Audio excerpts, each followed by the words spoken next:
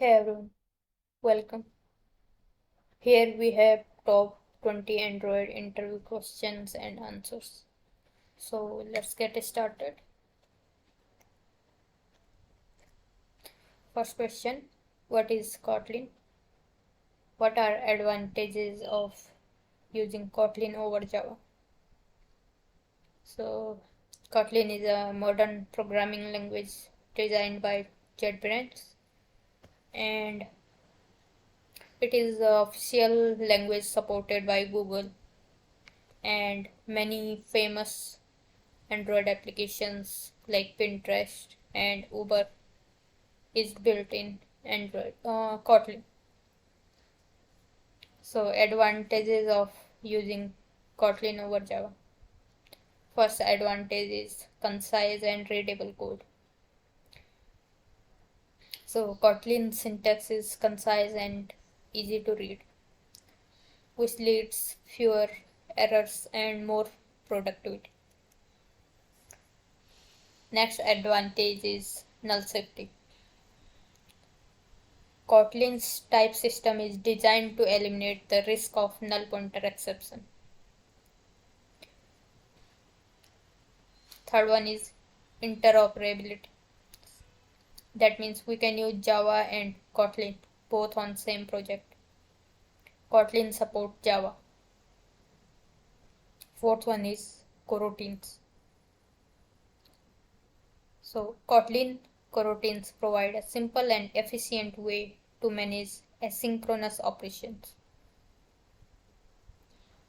We don't need to use separate threads now, because threads are heavier and it's difficult to switch between one thread to another thread. So using coroutines, we can do that thing easily. Next is extension function. Kotlin's extension function allow developers to add new functionality to existing class without modifying the original class code. Next is data classes. So using data classes, we can eliminate a lot of boilerplate code, and we don't need to write the getter and setter methods. Next question: what is the difference between HashMap and HashTable in Java? So HashMap and HashTable are two different data structures used in Java to store key value pairs. HashMap allow null keys and null value, whereas HashTable don't allow null key. When we try to add a null key in HashTable, it will throw a null pointer exception. Next difference is iteration. So iterating over HashMap is faster than iterating over HashTable. Next difference is performance. HashMap is generally faster than HashTable. And next is HashMap. HashTable is thread safe and HashMap is not thread safe. Now, next question: what is difference between serializable and parcelable in Android? Serializable and parcelable both are interfaces in Java that allow for passing objects between components in an application. Normally we can pass primitive data types without implementing parcelable and serializable interfaces. But if we want to pass object of a data class, or we can say Pojo class, to next activity or next component of application, then we have to implement serializable or parcelable interfaces to classes. Serializable is slower as compared to parcelable and create a lot of temporary objects in memory. Now next question. What is shield classes in Kotlin? A shield class is a class that can only be subclass within the same file where it is defined. It provides a restricted class hierarchy. For example, if you define a shield class called shape and then create subclasses called rectangle and circle.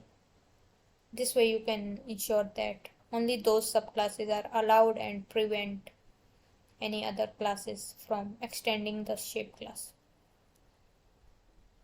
Here you can see an example. Here we have classes, a shield class named color, and there are 3 subclasses of this shield class: red, blue and green, which are extending shield class color. So this way we can create a shield class. And in shield classes we are sure in advance that we are going to send one of these parameters or one of these classes in parameter. Okay, next question.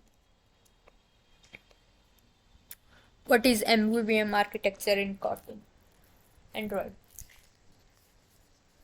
So MVVM is an industry recognized software architecture pattern that overcome all the drawbacks of MVP and MVC. It suggests separating the user interface from business logic. So there are 3 different layers of MVVM, as MVVM stands for model, view model.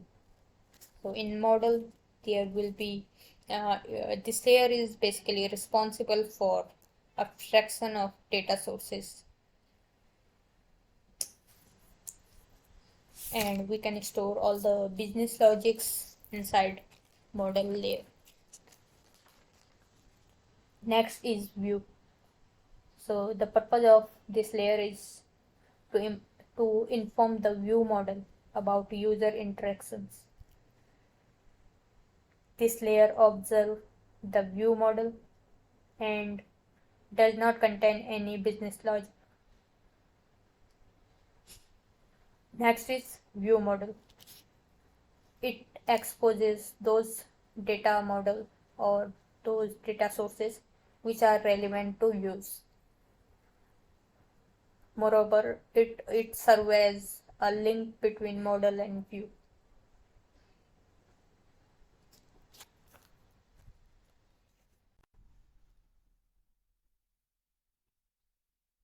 What are Jetpack components in Android?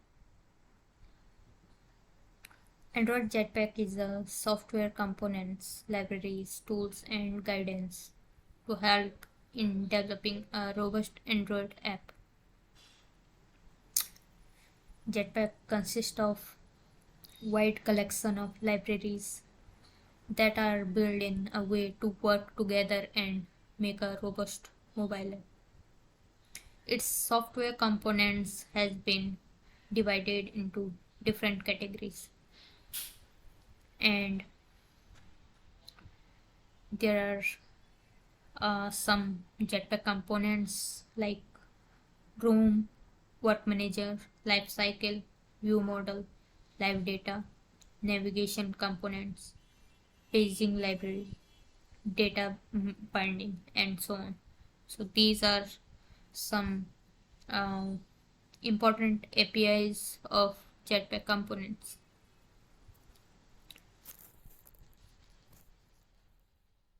Next question. What are navigation components in Android? So navigation is a Jetpack component that provides a standard way of navigating between screens in app. So using navigation, we can create a one activity application with different screens. So there will be one activity and multiple fragments. So navigation component allow you to define the app's navigation graph in an XML file, which makes it easy to visualize and manage the app's navigation hierarchy. Navigation components also provide type-safe arguments and deep linking, which allow users to jump to a specific screen in the app from an external link or notification. There are several benefits of using navigation components in Android app. First one is simplified app navigation.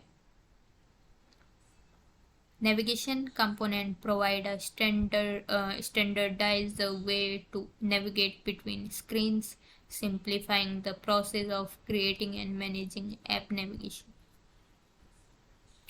Next is it reduces boilerplate code. Next is backstack management. Navigation component offer built-in backstack management, allowing user to easily navigate back to previous screen and managing a consistent user experience.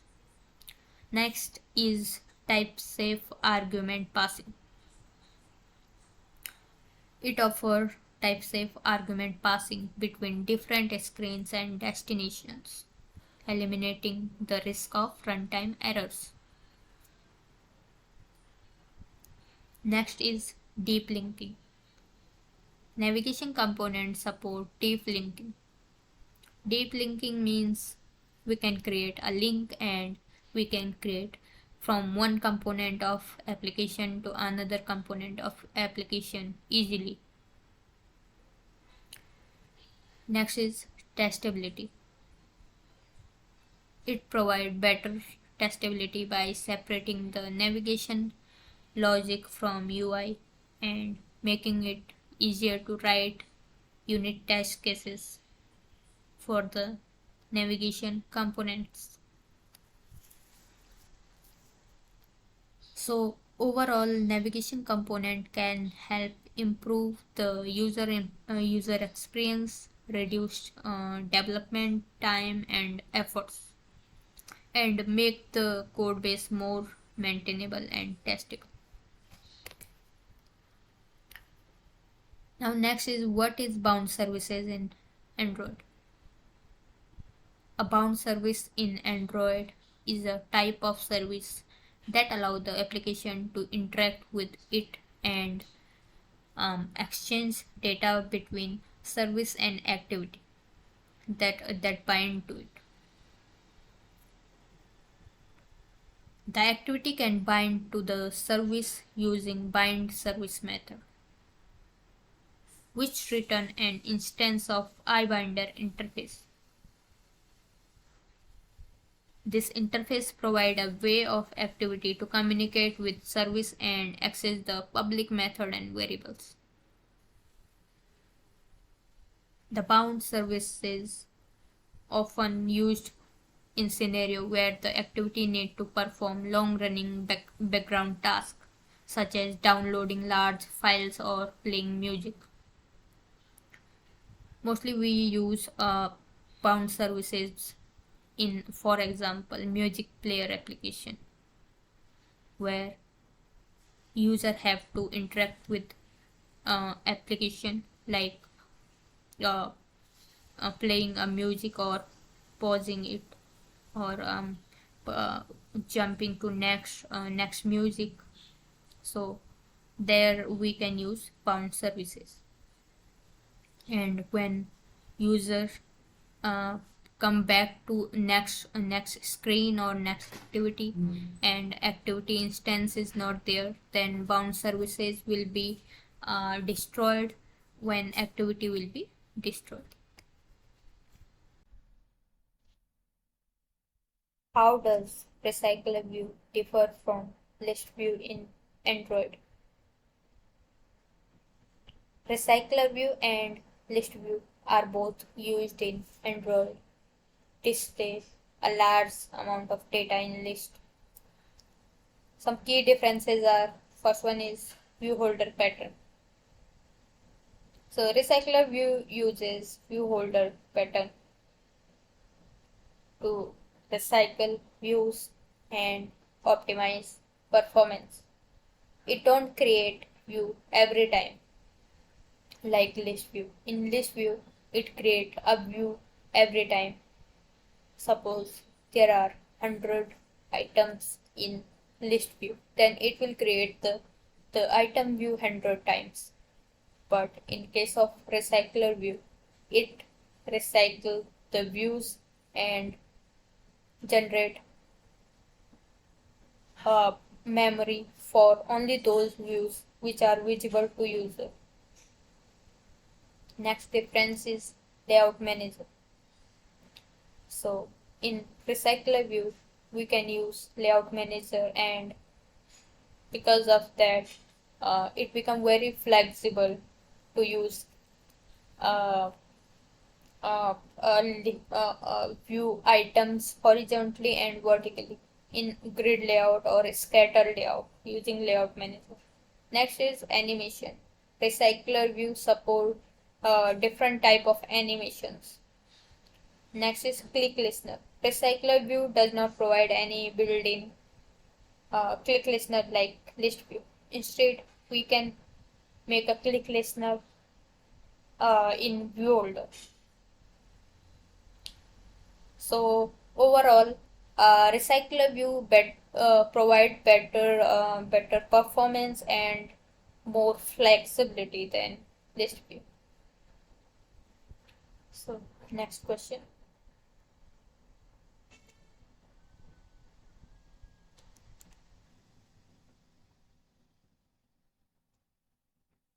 What are services in Android?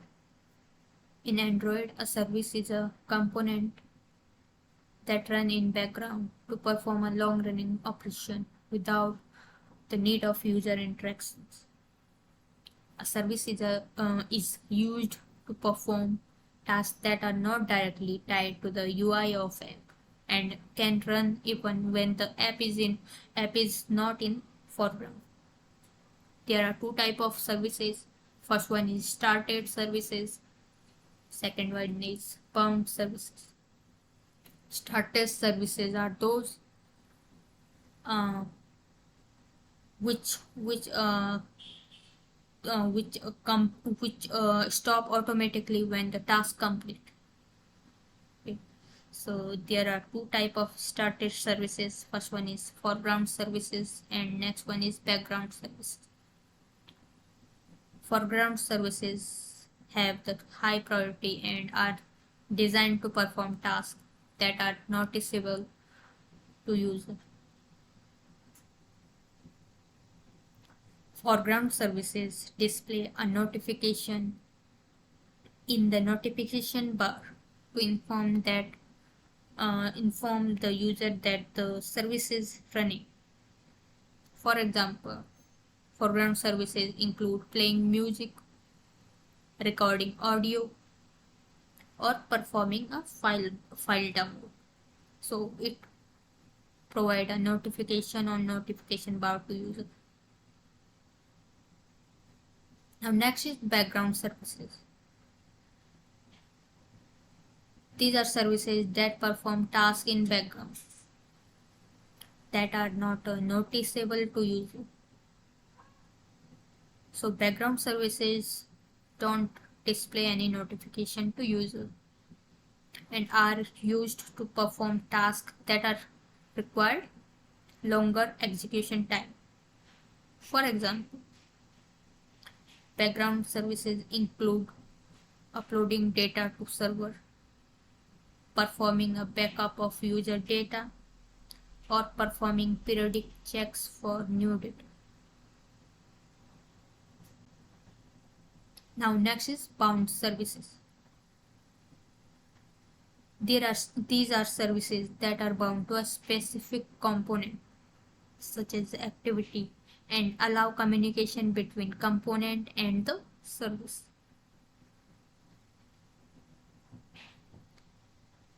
We can use bound services with a music player app, for example. Okay, like when we want to pause or resume or play next music. At that time we can use bound services because we have to pass data from service to activity on user interaction. Then we can use bound services. And when activity destroy, the service will be destroyed. Services can be used for a variety of purposes, such as playing music in background, downloading data from internet, or monitoring sensor data. Next question is, what are coroutines in Kotlin? How do they differ from threads? Coroutines are features in Kotlin that enable asynchronous non-blocking programming. They differ from thread in several ways. They are lightweight. So coroutines are lightweight and can be launched in thousands without any performance penalty. Okay, so this is the first point. Second one is non-blocking. Coroutines allow non-blocking concurrency, avoiding the overhead of creating and managing threads. So we can run thousands of coroutines on a single application without any performance issue. But in case of threads are very heavy and we have to create a new thread every time for a background task or switching between threads. Okay, so third one is cooperative. So coroutines are cooperative, means we can pause or resume a coroutine at a certain point, and we can allow another task to run at that point, or we can wait for another task to complete and then next task will be completed. So it automatically improves the performance of app. Fourth one is easy to use. Coroutines simplify concurrency programming by providing simple and easy to use APIs that can be used to write asynchronous code. We just need to write two or three lines of codes to run something on background or to switch between threads. We can use dispatcher. We can easily handle exception using coroutines. So next benefit is context switching. That means we can switch very faster between threads using dispatcher. So overall, coroutines are more efficient and easy to use way of handling concurrency in Kotlin compared to traditional thread. They simplify the code and improve performance while also reducing the risk of concurrency related bugs. So that's about coroutines. Next is,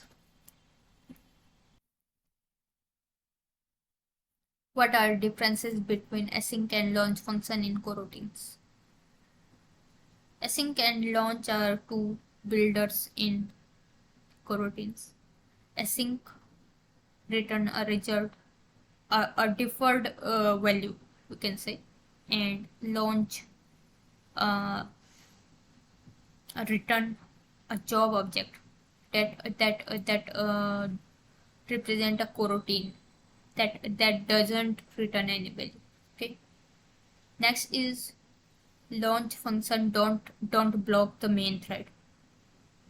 but async function block the main thread.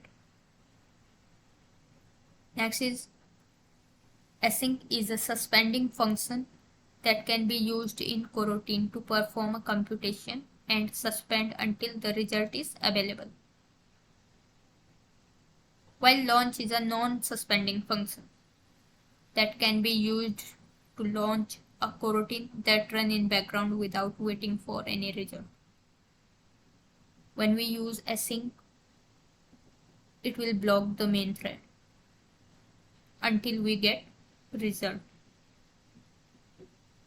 Overall, async is used to perform a computation that return a result, while launch is used to launch a coroutine that run in background without returning any result.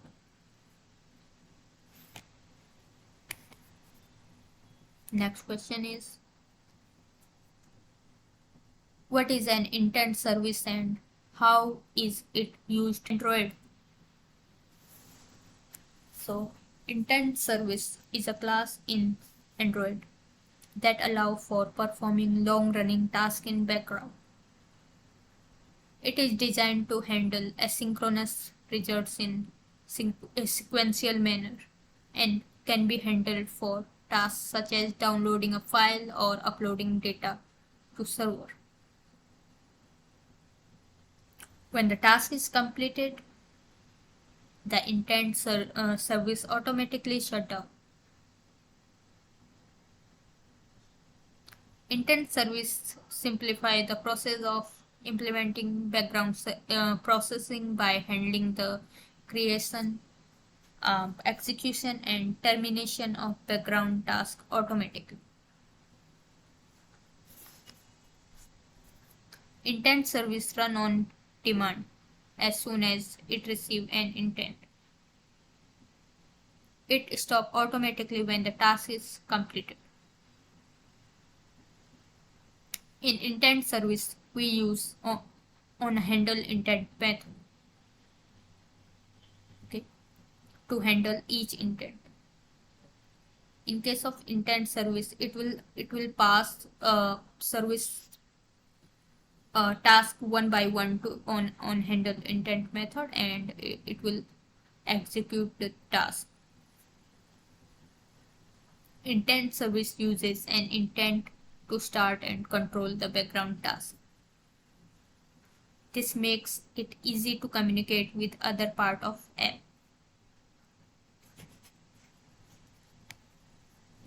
Next question is, what is broadcast receiver? In Android, a broadcast receiver is a component that enables an application to receive system-wide events and intent that are broadcast by system or other application. It acts as a mediator between system and application, allowing the application to receive and respond to system events.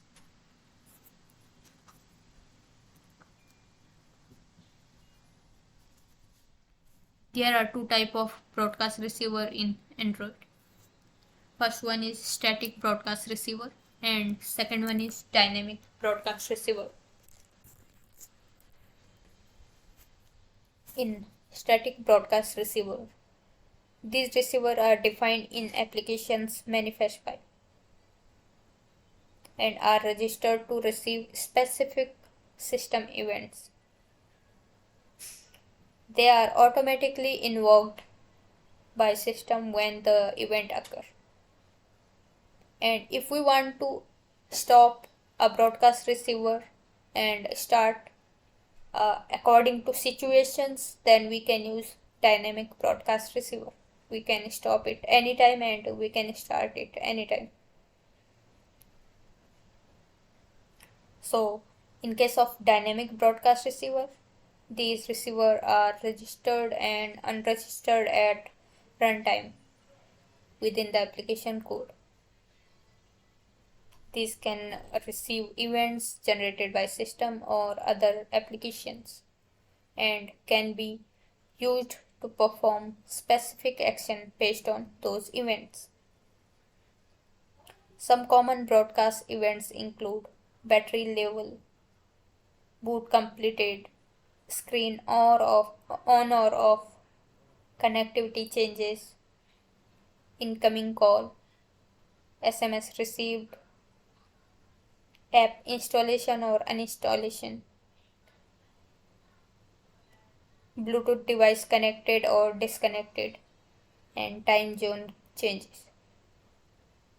That means, for example, if a Bluetooth device is connected or disconnected,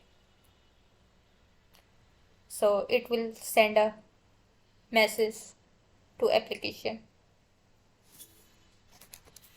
in case of that event. Next question is, what is a bound service and how does it differ from started service? A bound service is a type of service in Android that allow for two-way communication between client and service. Client can be bind to the service using bind service method and can then call method on service interface. But in case of started service, it is a one-way communication channel that can be started using start service method. And it is typically used for performing background tasks.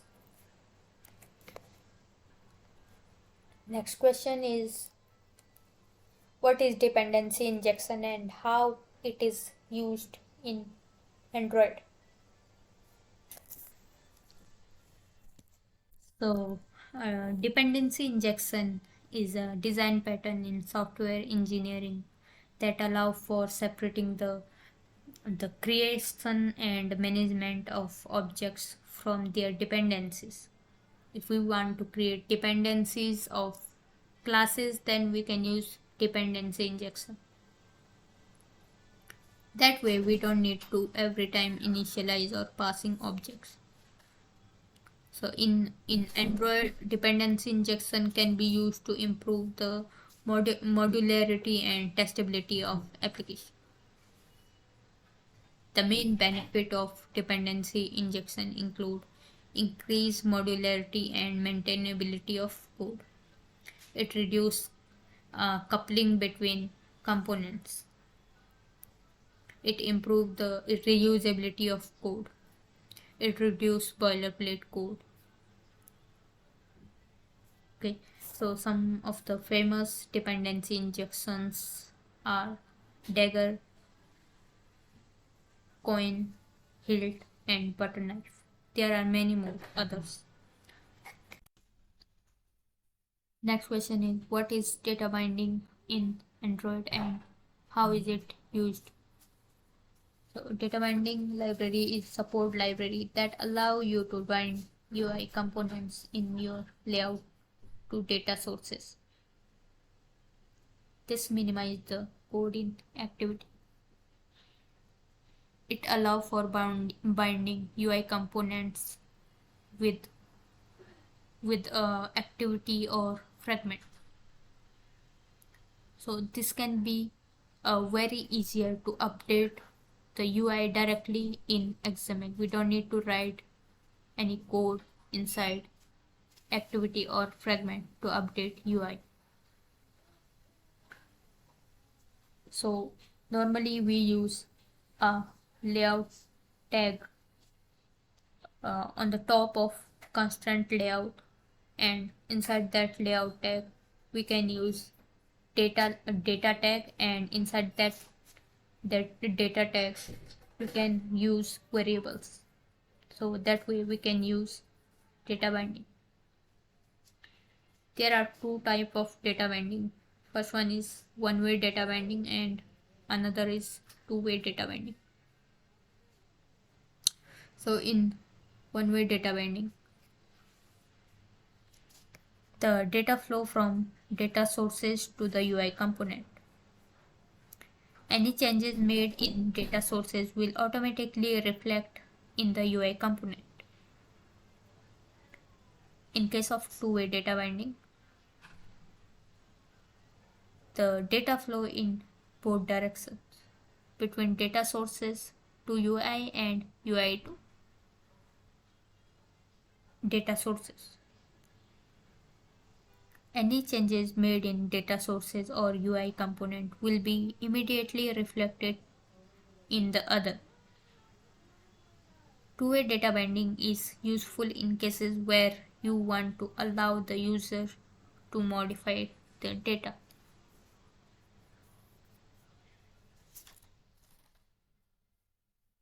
Benefits of data binding are: it is always null safe. It reduces boilerplate code. Next is it eliminates the find view by ID method. Then next is view binding convert IDs into camel case in activity. Next question is, what is view model in Android? So in Android, a view model is an architecture component of Jetpack library that is used to manage, store UI related data. It helps in managing the lifecycle of UI components such as activity or fragment, and provide a persistence storage for UI data in case of configuration changes such as screen rotation. We can save data in case of screen rotation using view model. Here are some key points about view model in Android. First one is, view model is a part of MVVM,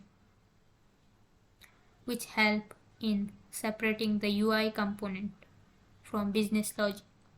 It's a middle layer between UI and business logic.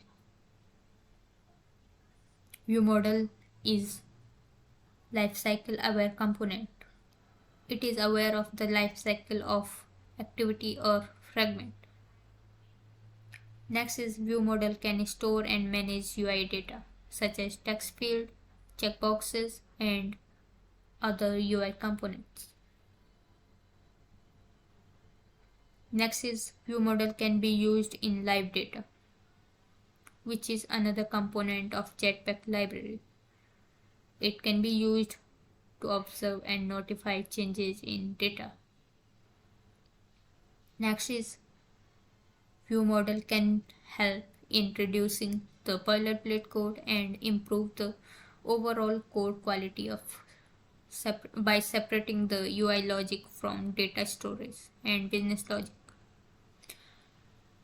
So overall, we can use view model in many ways, like in case of data persistency in screen orientation. Okay, and we can easily observe live data from view model. So it's a important component of MVVM architecture.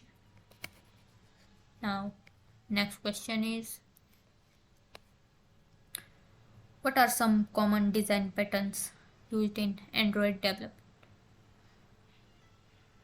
So design pattern is a way of structuring code that help make it more organized, reusable, and easier to maintain. It provides a set of best practices that can be applied to different situations in order to solve a problem efficiently. Some common design patterns in Android are MVC, MVP, MVVM, singleton, observer, factory, and adapter. So these are all the design patterns which we use mostly, like